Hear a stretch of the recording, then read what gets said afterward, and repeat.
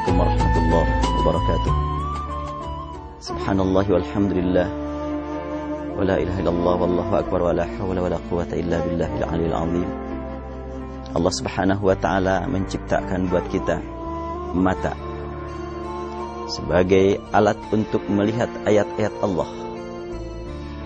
Tentu manakala qalbu berfungsi saat kita melihat alam raya, maka yang kita lihat pasti yang mengantarkan kita menuju penciptanya.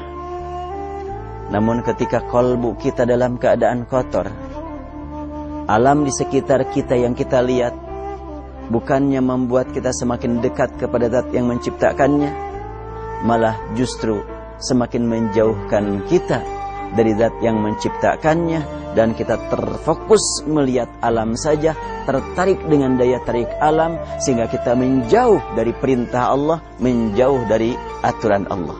Itu akibat qalbunya juga.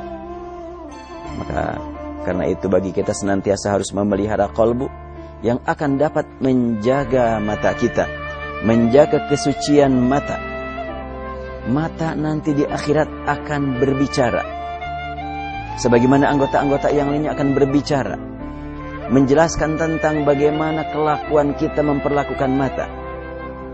Dalam surat Fussilat Allah tegaskan, syahida alim sam'ahum wa absaruhum wa juluduhum. Mata, pendengaran, anggota semuanya akan berbicara, menjelaskan tentang kelakuan manusia, bagaimana memperlakukan mereka. Bila mereka memperlakukan anggota tersebut dengan benar, mereka akan menjadi pembela. Sebaliknya, manakala sering disalahgunakan, mereka akan menuntut, akan mendakwa. Kalimatnya syahida alaihim sam'ahum wa basaruhum. Sungguh berbahagia orang yang senantiasa sering meneteskan air mata, ingat kepada dosa, sehingga menghadapkan betul agar tercurah ampunan dan rahmat. Dan sungguh rugi orang yang suka juga menangis, tapi bukan menangis karena menyesali dosa. Banyak manusia yang sering menangis, tapi menangis tersebut tidak bermakna, padahal air mata merupakan titipan dari Allah.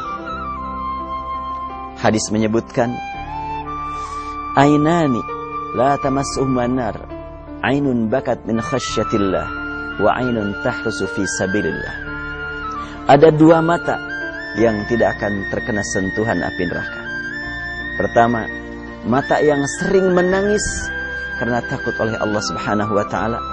Dan kedua, mata yang sering berjaga demi menjaga keamanan umat. Silahkan dipilih, mau memiliki mata yang mana?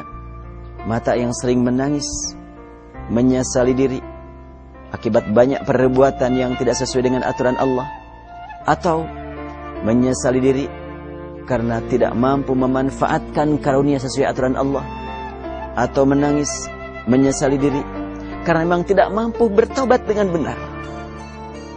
Mata yang bersih, mata yang suci, sering meneteskan airnya karena takut oleh Allah Subhanahu wa taala.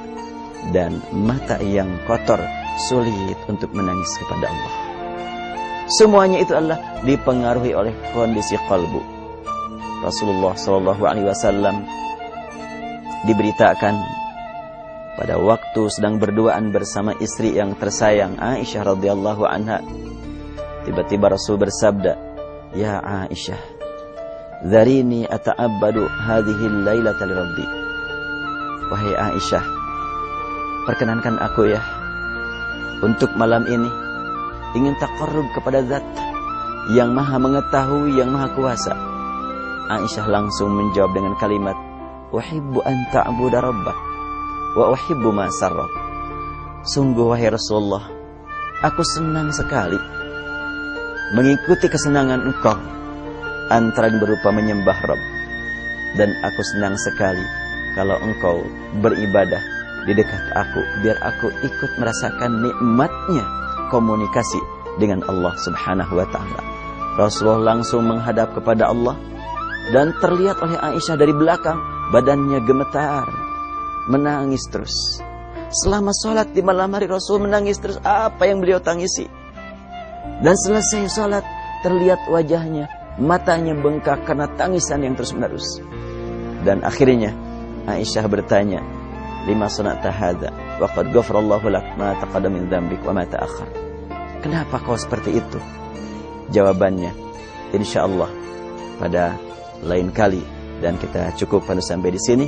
Semoga Allah berikan kepada kita nikmat menangis karena takut oleh Allah. Wabillahi taufiq wal hidayah. Assalamualaikum warahmatullahi wabarakatuh.